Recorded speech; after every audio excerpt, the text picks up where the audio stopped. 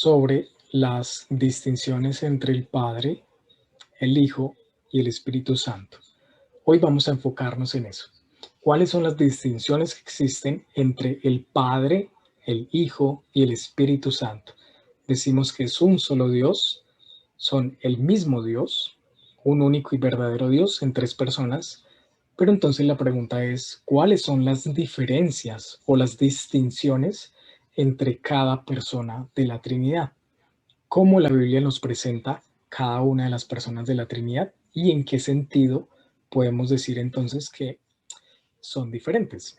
Decimos entonces que cada miembro de la Trinidad, Padre, Hijo y Espíritu Santo, son plenamente Dios y que cada persona posee plenamente todos los atributos de Dios. La pregunta entonces es, ¿hay alguna diferencia entre las personas de la Trinidad? ¿Hay alguna diferencia entre el Padre, el Hijo y el Espíritu Santo?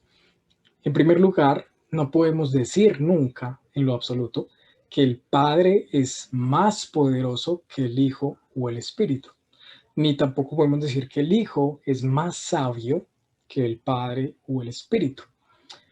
No podemos decir absolutamente nada de eso, o que el Espíritu Santo no existía desde la eternidad, o que el Hijo no existía, sino que solamente el Padre. Nunca podemos afirmar eso porque todas las personas de la Trinidad poseen todos los atributos de Dios plenamente. Y si negamos uno de los atributos de Dios a alguna de las personas de la Trinidad, entonces estaríamos negando la plena deidad de cada uno de los miembros. Examinemos entonces en esta noche cuáles son esas diferencias. ¿Qué nos muestra la Biblia sobre las diferencias o distinciones que encontramos entre las personas de la Trinidad? El primer punto que quiero que mencionemos y que quiero que resaltemos en la clase de hoy sobre estas distinciones es que las personas de la Trinidad tienen funciones primarias diferentes al relacionarse al mundo. Este es el primer punto que vamos a mencionar. Las personas de la Trinidad tienen funciones primarias diferentes al relacionarse con el mundo. ¿Qué significa esto? Cuando la Biblia habla de la forma en la que Dios se relaciona con el mundo, se nos dice y se nos muestra de que las personas de la Trinidad tienen funciones o actividades primarias diferentes entre sí. Eso es lo que llamamos en la teología la economía de la Trinidad. Tal vez lo han escuchado o lo escucharán. Esto se llama la economía de la Trinidad. Cuando hablamos de economía, se refiere en el sentido antiguo, cuando se hablaba de economía como el ordenamiento de actividades. En este caso, economía de la Trinidad quiere decir las diferentes maneras en que las tres personas actúan al relacionarse con el mundo. Y además, cómo las tres personas interactúan o se relacionan entre sí mismas desde la eternidad. A eso es lo que nos estamos refiriendo con la economía de la Trinidad. Vuelvo y lo repito, las diferentes maneras en que las tres personas se relacionan con el mundo y las formas en que ocurre esta relación intratrinitaria, es decir, entre las tres personas desde la eternidad. Por ejemplo, veamos que hay una distinción específica en la obra de la creación y la redención. Veamos brevemente cómo en cada una de ellas se nos especifica cuál es el rol o la actividad primaria que cumple cada persona. Así que en primer lugar veamos con respecto a la creación.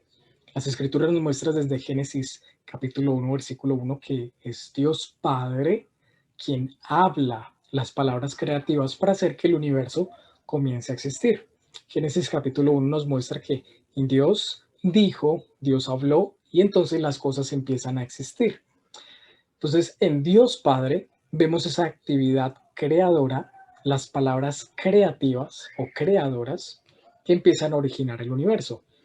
En Dios Hijo, por otra parte, en Dios el Hijo, en Jesucristo, lo que vemos es que Él realiza o ejecuta estos actos creativos del Padre o estos decretos creativos.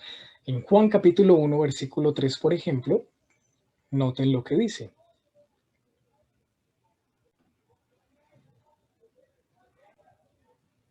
Voy a mostrar aquí en la pantalla Juan capítulo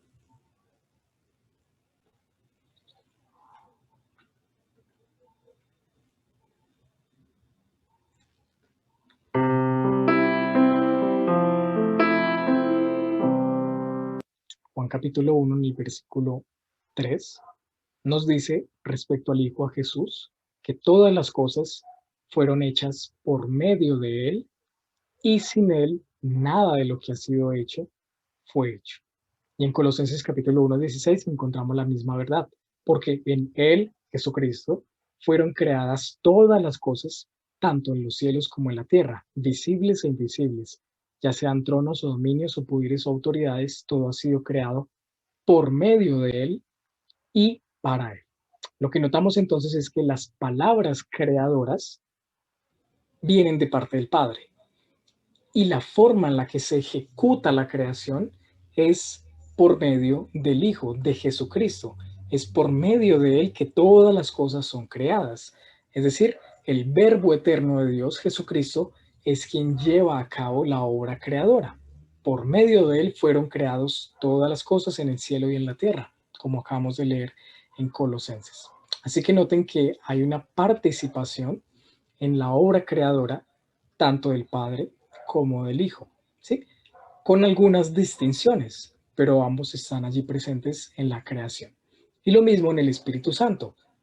No se nos dice mucho al respecto de qué papel está realizando el Espíritu Santo en la creación, pero en Génesis capítulo 1, versículo 2, nos dice que el Espíritu de Dios se movía sobre la faz de las aguas. No se nos dice mucho sobre qué estaba haciendo específicamente el Espíritu Santo, simplemente se nos dice que estaba allí sobre la faz de las aguas, iba y venía, posiblemente revelando la presencia de Dios en la creación. El punto es que el Espíritu Santo también, de una forma diferente, está involucrado en el acto de la creación. El Padre da las palabras creativas, Él habla, luego el Verbo eterno, Jesucristo, por medio de Él se llegan a existir todas las cosas. Y el Espíritu Santo también está allí presente de alguna forma especial y misteriosa en el proceso de la creación. Entonces noten que hay participación de cada persona de forma particular. En la redención también vemos lo mismo, de una manera más explícita. En la obra de la redención hay funciones distintas que cada una de las personas de la Trinidad realiza.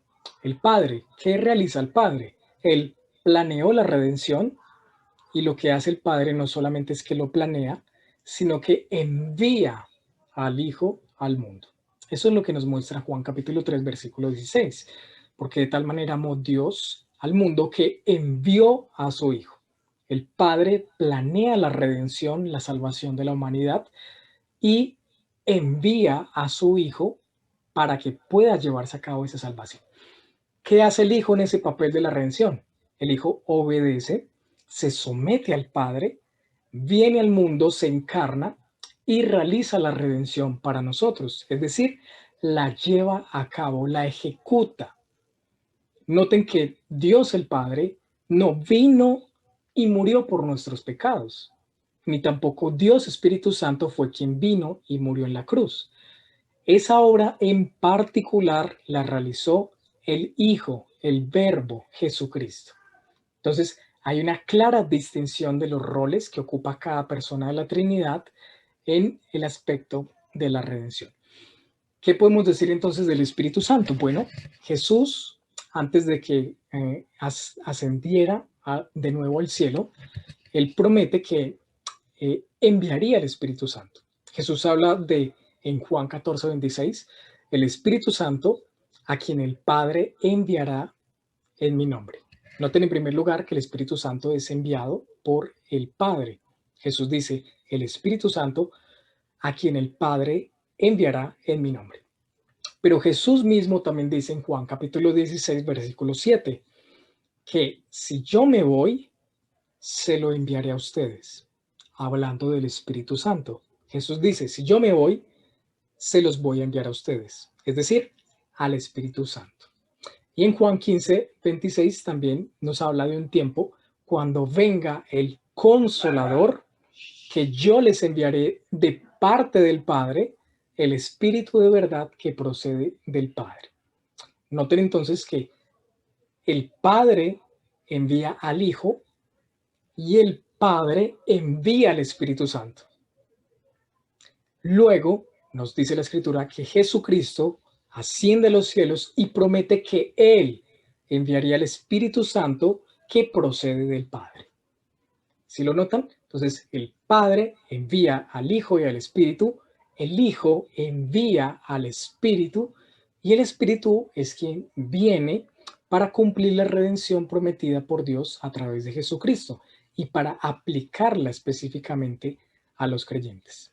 Entonces, lo que vemos en el Nuevo Testamento sobre el Espíritu Santo es que el Espíritu Santo tiene el rol específico de darnos regeneración o vida nueva espiritual, es decir, nacer de nuevo.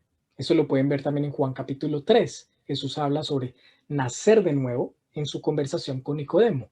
Y allí se enfatiza el papel del Espíritu Santo en la regeneración de los creyentes. Nacemos de nuevo por la obra del Espíritu Santo.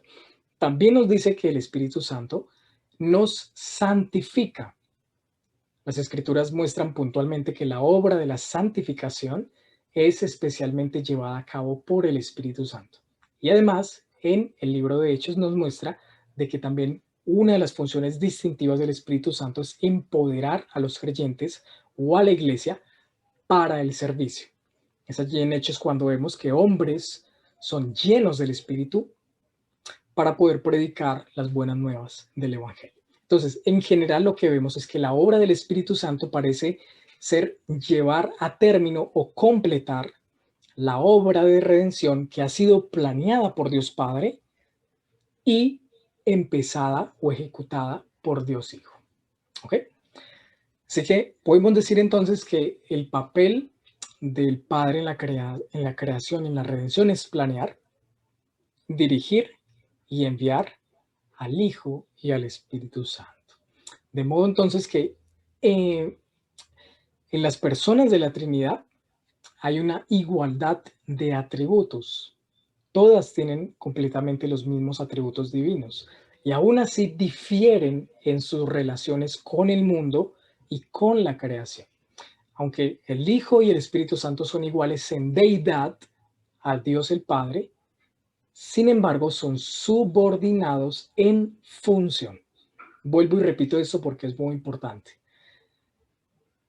El Hijo y el Espíritu Santo son iguales en deidad a Dios Padre.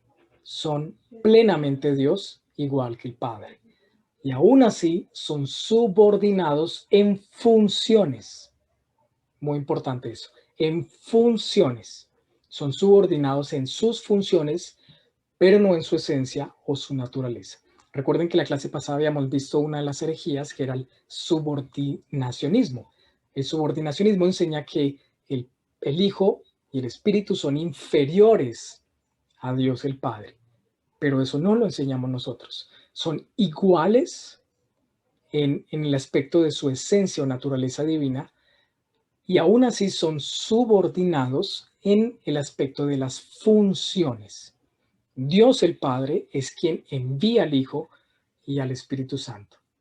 Y no es de manera inversa, no es el Espíritu quien envía al Hijo, ni tampoco el Hijo el que envía al Padre, sino el Padre envía al Hijo y al Espíritu Santo, tal como ustedes mismos, tal como lo hemos podido ver a través de los pasajes bíblicos, especialmente en Juan.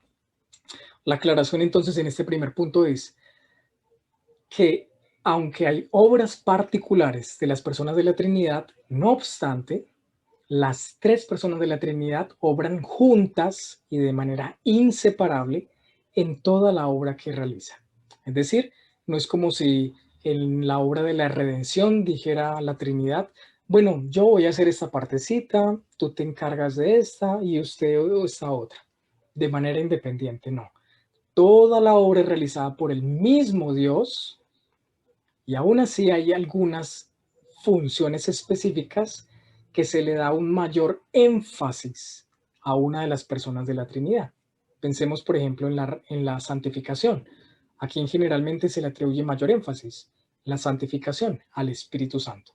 Y aún así la Biblia nos enseña de que es el Padre el que nos santifica y el Hijo también nos santifica. Entonces, hay funciones particulares, pero eso no significa de que sean independientes, sino que cada persona de la Trinidad está totalmente involucrada en cada una de las obras que realizan, ¿ok? No es excluyente. Ese entonces es el primer punto que quería mencionar. El segundo punto es que las personas de la Trinidad existieron eternamente como Padre, Hijo y Espíritu Santo. Las personas de la Trinidad existieron eternamente como Padre, Hijo y Espíritu Santo. Aquí cabe preguntarse, ¿por qué las personas de la Trinidad toman esos papeles diferentes al relacionarse con el mundo o con la creación? ¿Será posible pensar de que tal vez el Padre hubiese podido venir al mundo y encarnarse y morir por nuestros pecados en lugar del Hijo? ¿Será que pudo haber el Espíritu Santo más bien enviado a Dios el Padre para morir por nuestros pecados? Bueno, a la luz de la Escritura, eso no parece haber sido posible que sucediese, porque el papel de ordenar, dirigir y enviar siempre ha sido apropiado a la posición del Padre. Y esa posición del Padre es la que modela toda la paternidad humana. Ese es un punto de analogía importante, el hecho de que Dios el Padre realice esas funciones de ordenar, dirigir, planear y enviar, nos muestra una analogía con el rol de la paternidad en el mundo. Es decir, un buen papá en este mundo debería imitar el rol que hace Dios el Padre. ¿Cuál? De asumir ese rol de planear y dirigir y enviar. ¿Ok?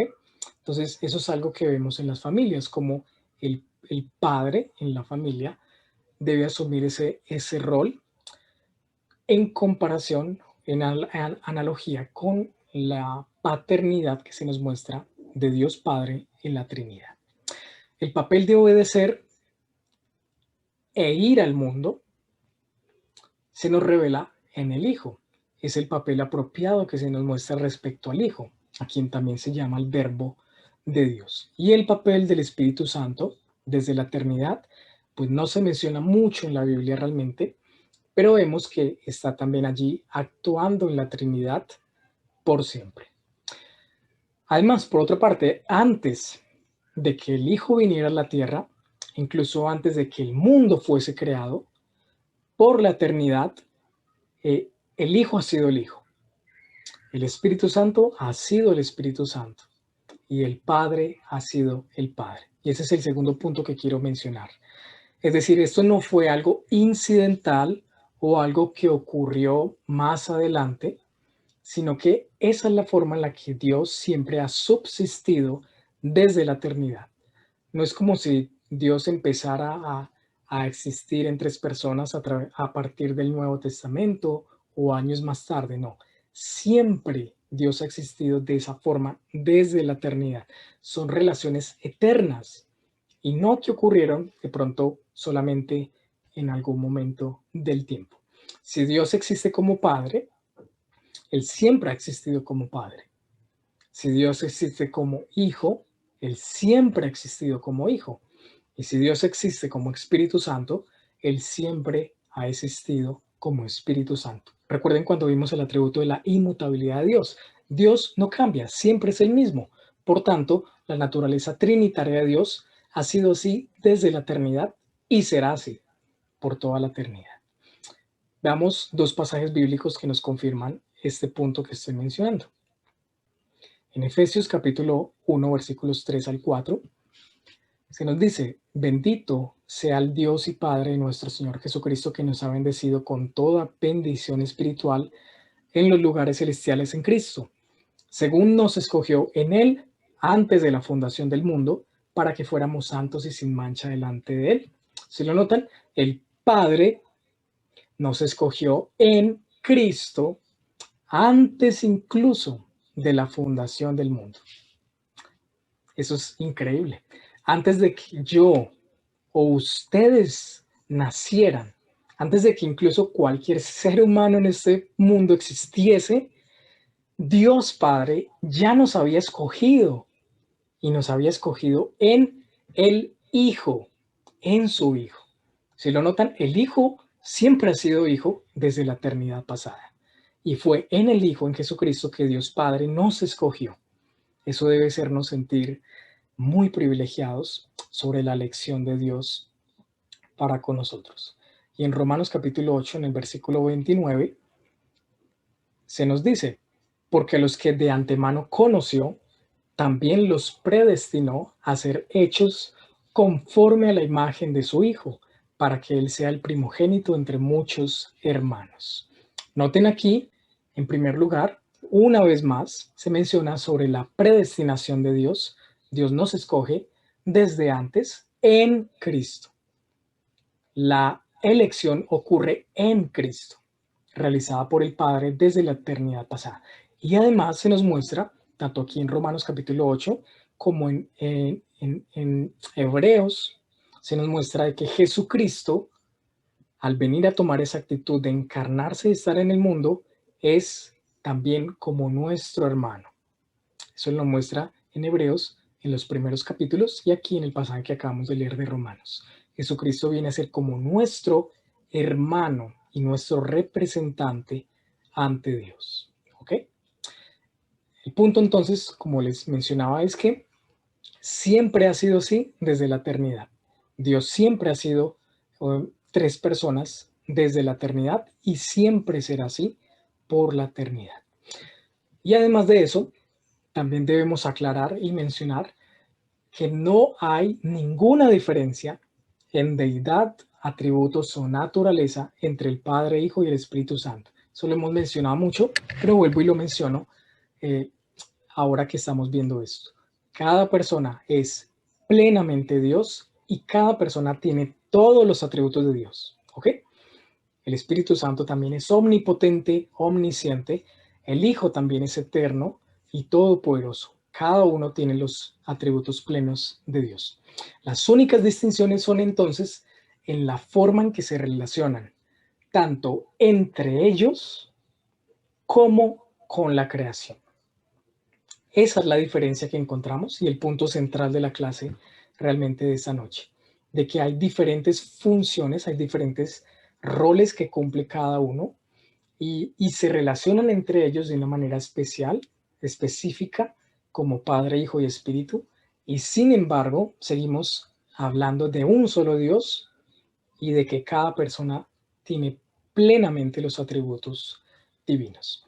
Esto es lo que se ha resumido en una frase que es la siguiente: igualdad ontológica, pero subordinación económica.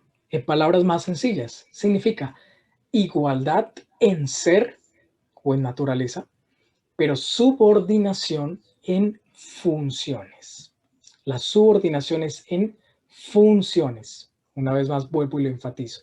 No en jerarquía, no en importancia, no en primacía. La subordinación que hay en la Trinidad es en funciones, únicamente en funciones. Ninguno es mayor o más importante, pero cada uno cumple un papel importante dentro de la obra redentora o la obra creadora o cualquier obra que Dios nos ha revelado. Como dicen estas dos frases de dos teólogos, les voy a mostrar acá, que resumen esta idea. Hodge dice, pero esta subordinación no implica inferioridad. Se trata del modo de subsistencia y operación. Y Strong nos dice, Padre, Hijo y Espíritu Santo, si bien iguales en esencia y dignidad, se distinguen uno y otro en orden de personalidad, oficio y operación. Es el mismo punto que he recalcado hasta ahora. ¿Ok? Muy bien. El tercer aspecto que quiero mencionar en esta noche es respecto a las relaciones personales que encontramos en la Trinidad. Vamos a mencionar un poco sobre las relaciones personales que se nos muestran en la Trinidad. ¿En qué sentido digo esto? Bueno, cuando las Escrituras llaman Padre a la primera persona de la Trinidad, su intención es atribuirle la propiedad personal de la paternidad con respecto al Hijo. Y aquí voy a explicar un poco de qué estamos hablando. En palabras sencillas, ¿en qué sentido es Dios Padre? ¿En qué sentido es Dios Padre? Claro que sí, en relación a nosotros hablamos de Dios como nuestro Padre, claro que sí, y tenemos entrada ante Él directamente como un Padre con nosotros sus hijos. Pero la paternidad de Dios es específicamente adjudicada por la relación con el Hijo. Una vez más, vuelvo y lo explico. El Padre es llamado Padre por su relación con el Hijo. El Padre es Padre en su relación con el Hijo. La relación que tiene el Hijo con Dios el Padre no es la misma paternalidad que podríamos decir de nosotros como creyentes con Dios el Padre. Esa paternidad que vemos en Dios Padre en relación al Hijo es muy distinta y es particular, y es la razón por la cual hablamos de Dios como Padre en relación al Hijo, a Jesucristo. Lo mismo, el Hijo.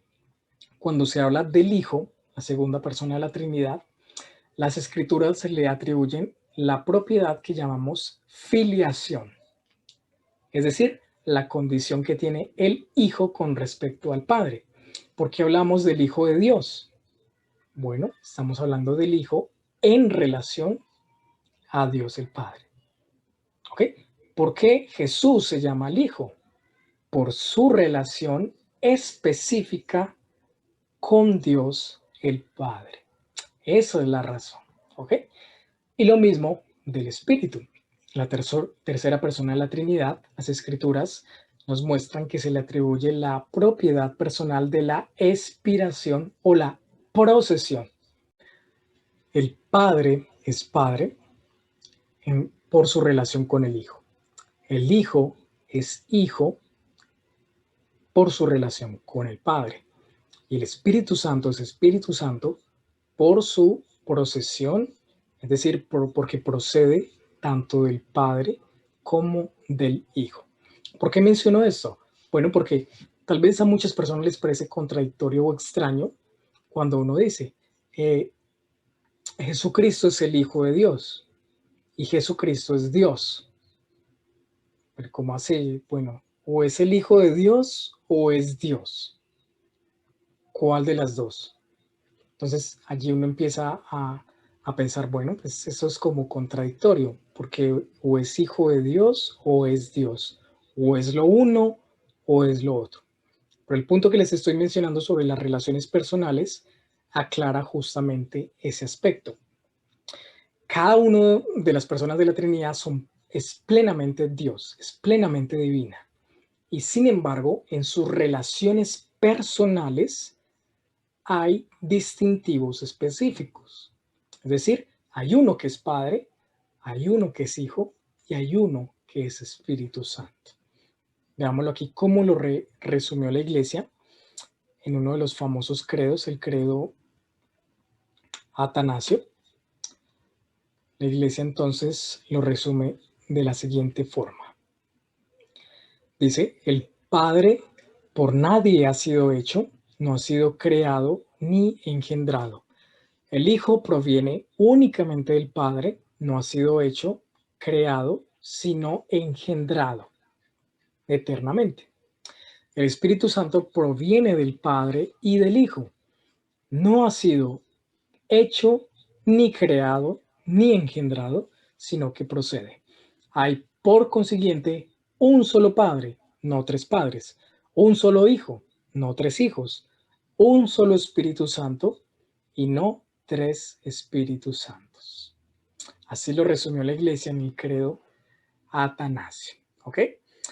Entonces, una vez más, esto establece un orden de relaciones intratrinitarias.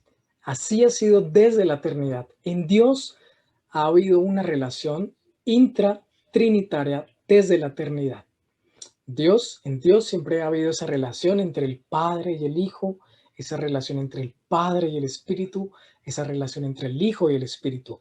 Desde la eternidad, Dios ha sido así y a Dios le ha placido entonces manifestarse a nosotros en su naturaleza trinitaria. ¿Ok? Muy bien. Y nuevamente vamos a otro punto, un cuarto punto, donde vamos a mencionar muy brevemente sobre la relación entre las tres personas de la Trinidad y el ser de Dios. Las tres personas de la Trinidad y el ser o la naturaleza de Dios. Aquí es donde llegamos a una de las preguntas más complicadas. ¿Cuál es la diferencia entre persona y ser? ¿Cómo hace que tres personas? ¿Y cómo hace que un solo ser, una sola naturaleza? ¿Cómo podemos decir que Dios es un ser indiviso y sin embargo decir que hay tres personas en Dios? Bueno, la realidad es que la tradición cristiana ha debatido mucho a lo largo de la historia sobre este tipo de temas, sobre cuáles son las mejores palabras o los mejores términos que se deberían utilizar para hablar de la Trinidad y para proteger esta doctrina que es tan importante para nosotros. Hay algunos teólogos que hablan no de personas, sino de subsistencias en lugar de personas, porque consideran que ese término es más preciso. Subsistencia significa una manera de existir. Lo importante cuando hablamos de personas es que no nos referimos a una persona en el sentido humano, en el sentido de alguien creado. Cuando hablamos de personas en la Trinidad, estamos hablando de no creado, que no es individual y tampoco es finito, como si lo son las personas humanas. Pero la realidad realmente es que la complejidad de la personalidad de Dios supera nuestro entendimiento. Realmente está más allá de nuestra comprensión. Es una clase de existencia que hay en Dios que es muy diferente de cualquier cosa que nosotros hayamos experimentado o conozcamos o cualquier cosa en todo el universo. No hay nada que nosotros podamos decir, esto se parece a la Trinidad. No, realmente no hay nada, porque es una existencia que hay en Dios que simplemente supera por completo nuestra comprensión de la vida. Es como, imagínense una figura que existe en dos dimensiones. Imagínense que usted tiene un dibujo en un cuaderno, un muñequito, ese muñequito existe en dos dimensiones únicamente. Imagínense que ese muñequito intentara pensar sobre cómo es existir en tres dimensiones, como nosotros. Para ese muñequito sería imposible, asumiendo de que sea posible de que ese muñequito piense, ¿cierto? Sería imposible pensar cómo es posible la existencia en tres dimensiones. Lo mismo ocurre cuando pensamos en la Trinidad. El hecho de que Dios pueda existir en tres personas, siendo un único Dios, realmente desafía nuestro entendimiento. Entonces, por supuesto que es complejo, por supuesto que es difícil afirmar que hay tres personas en un solo ser de Dios y que cada una de ellas es plenamente Dios y que además aún así hay un solo Dios, simplemente rebasa nuestro conocimiento. Así que algunos han pensado entonces que realmente hablar de personas en la Trinidad no es porque entendamos muy bien qué significa persona, sino porque decimos persona para poder decir algo en lugar de decir nada. Así que realmente si me preguntan o si queremos indagar sobre qué significa persona o subsistencia, es muy difícil definirlo. Y también se sale de nuestro campo de este estudio indagar sobre eso. pero digamos que es una forma en la que nosotros medianamente nos acercamos a la comprensión de la existencia de Dios. Así que algunas afirmaciones esenciales al respecto. Nuevamente, cada persona es completa y plenamente Dios. El Hijo no es parcialmente Dios, ni un tercio de Dios, ni el Espíritu Santo es una parte de Dios, sino que el Padre, Hijo y Espíritu Santo son plenamente Dios. El Padre posee todo el ser de Dios en sí mismo, el Hijo posee todo el ser de Dios en sí mismo y el Espíritu Santo también. No debemos pensar de la Trinidad como estas imágenes. En primer lugar, como si fuera Dios como partido en tres, como si Dios tuviera tres partes, Padre, Hijo y Espíritu Santo. No pensemos así, porque sería dividir a Dios o pensar que cada persona es una parte divina, porque cada persona realmente es plenamente Dios. Ni tampoco, como la segunda imagen, pensar de que Dios, la Trinidad, es como una forma de ver a Dios. Por un lado vemos al Padre, por el otro vemos al Hijo y por el otro al Espíritu Santo. Eso sería el modalismo que habíamos mencionado, que es del pentecostalismo unicitario, lo enseña. Dios a veces es Padre, a veces Hijo o a veces Espíritu Santo. No, el modalismo se equivoca en eso. Dios siempre ha sido y siempre será Padre, siempre ha sido y siempre será Hijo, y siempre ha sido y siempre será Espíritu. Y así nuevamente muestro cómo la Iglesia lo resumió en uno de los credos, el credo de Atanasio, que les había mencionado previamente. La Iglesia lo resume magistralmente de esta forma.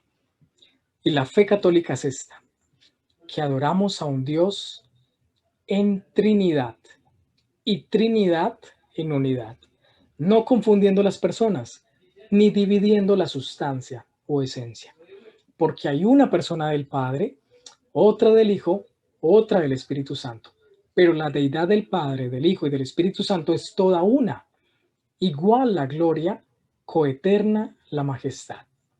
Tal como el Padre es, tal es el Hijo y tal el Espíritu Santo. Y así como estamos obligados por la verdad cristiana a reconocer a cada persona por sí misma como Dios y Señor, la religión católica nos prohíbe decir que hay tres dioses o tres señores. Nuevamente aclaro, como la última vez, cuando se refiere a católico, se refiere a la Iglesia universal, no al catolicismo romano. Así lo resumió la Iglesia. Y realmente la Iglesia, a través de la historia, no ha hecho muchas definiciones sobre Dios, sino más bien lo que ha hecho es negaciones o afirmaciones más bien sobre lo que no es la Trinidad. Al hablar de algo tan complejo y tan difícil, es muy complicado decir qué es o cómo es la Trinidad. Lo que podemos hacer para defender la doctrina y evitar errores es decir que no es la Trinidad. Y eso es algo que hemos visto a través del curso. Así que, hermanos, unas aplicaciones finales. En primer lugar, es un misterio. La Trinidad es un misterio. Y esto nos obliga a sentir humildad y humillarnos ante la comprensión de Dios. A decir, Dios, tú superas cualquier pensamiento o mi entendimiento. Tú estás fuera completamente de mi comprensión. Humillarnos ante Él y reconocer que nuestra mente finita no puede comprender a un Dios infinito. Y además, ¿qué nos enseña la Trinidad en nuestra vida práctica? Que en Dios hay una unidad en medio de la diversidad. Y asimismo lo encontramos en la creación. Por ejemplo, Dios crea a la pareja, Adán y Eva, establece el matrimonio y establece que una mujer y un hombre, dos seres, se unen en santo matrimonio y llegan a ser una sola carne. Una vez más vemos que hay unidad en la diversidad. Parece el hombre y la mujer, uno les compara ahí, wow, son totalmente diferentes, ¿cierto? La forma de pensar, el aspecto físico, etcétera. Pero Dios los ha creado así, con diversidad, y aún así, en unidad, para que sean una sola carne. Pero eso no lo vemos solamente en el matrimonio, lo vemos en la iglesia. Vemos como la iglesia es un cuerpo, un solo cuerpo, pero con muchos miembros, como nos muestra 1 Corintios capítulo 12, un solo cuerpo con miembros diferentes. Piensen en sus cuerpos como tal. Vean lo diferente que es la mano, por ejemplo, de los ojos. Completamente diferentes. Y sin embargo, hacen parte de un solo cuerpo. Eso nos muestra que en la iglesia hay diversidad de dones, diversidad de personas, diversidad de ministerios, y aún así todos hacen parte de la iglesia. Todos hacemos parte de la iglesia. Tanto los que tocan un instrumento como los que enseñan, como los que predican, como los que sirven en el diaconado, como los que sirven en actividades sociales, etcétera, etcétera. Son tan diferentes, pero es un solo cuerpo, una sola iglesia, unidad perfecta en medio de la diversidad. Así que, hermanos, reconozcamos eso en nuestros ambientes, que si en Dios hay una unidad perfecta en la diversidad de personas, también nosotros debemos vivir esa unidad perfecta en la diversidad. En nuestras familias, en nuestros hogares, somos muy distintos. Nos parecemos, claro, en aspectos físicos y cosas a nuestros padres o hermanos, pero somos como mundos diferentes, pero una sola familia. En la iglesia somos personas muy diferentes, gustos diferentes, dones diferentes, pero una sola iglesia. Un Señor, una fe, un bautismo. Que la Trinidad nos ayude a vivir en unidad en medio de la diversidad.